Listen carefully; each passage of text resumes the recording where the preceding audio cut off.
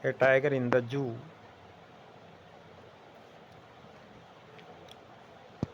This poem contrasts a tiger in the zoo with the tiger in its natural habits. ये कविता एक tiger जो चिड़ियाघर में है उसका जो टाइगर नेचुरल हैबिट्स अपने स्वाभाविक वातावरण में होता है यानी जंगल में होता है उससे तुलना करती है। The poem moves from the zoo to the jungle. कविता चिड़ियाघर से जंगल की तरफ हमें ले जाती है। And back again into the zoo, और वापिस चिड़ियाघर की तरफ हमें लेके आती है। Read the poem silently once, एक बार शांति से कविता पढ़ें। And say what stanza speak about the tiger in the zoo, और बोलें कौन से लाइनें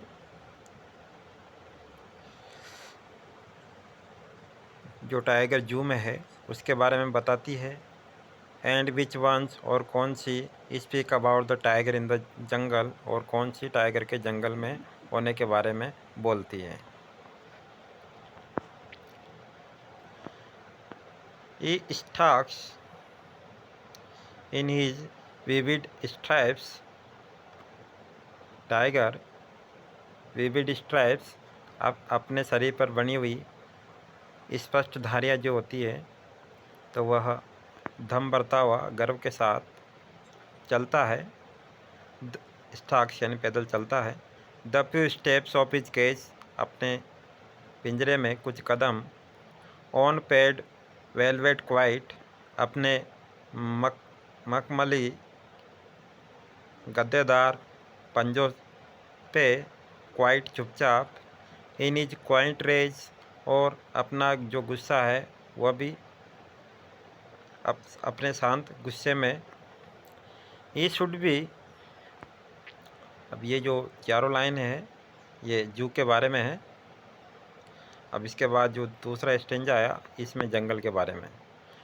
यदि वह जंगल में होता तो ई शुड बी लर्कलिंग इन शेडोज, तो वह शेडोज झाड़ियाँ की जो छाया है उनमें से लर्कलिंग झाँक रहा होता, देख रहे होना चाहिए था उसको। स्लाइडिंग थ्रू लॉन्ग ग्रास, या फिर वह लंबी लंबी जो घास होती है उसमें छुप करके फिसल रहा होता। नियर द वाटरफॉल, पानी के गड्ढों के आसपास। वेहर, जहाँ पर।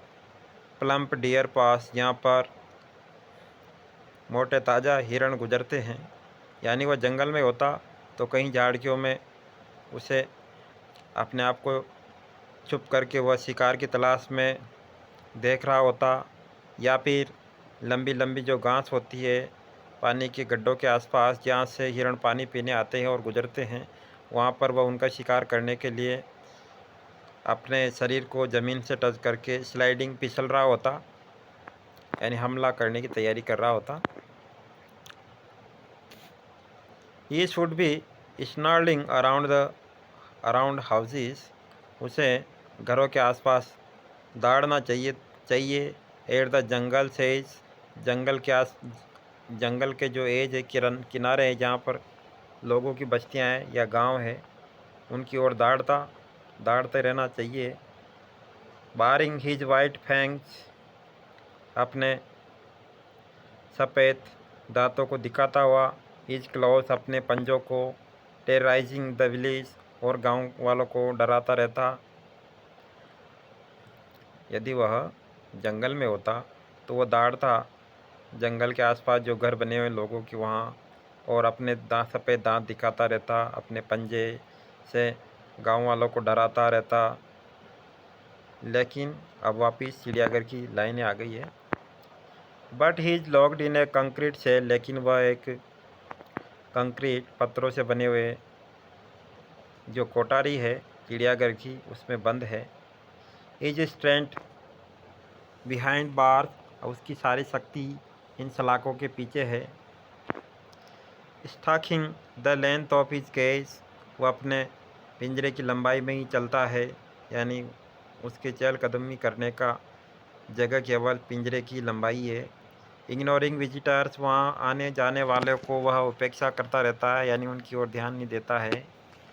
ही hears the last voice at night, रात की अंतिम आवाज़ भी वह सुनता है। द पेट्रोलिंग कार्स, जो रात को पुलिस वालों की गाड़ियाँ पहरा शहर में जो पहरा देती रहती है, उनकी अंतिम आवाज़ भी वह सुनता है। एंड स्टेयर्स, और घूरता है। विद हिज ब्रिलियंट आइज, अपनी चमकीली आंखों से वह उनकी ओर घूरता है। At the brilliant stars, at the brilliant star, brilliant stars, और चमकीले तारों की ओर भी वो रात को घूरता है।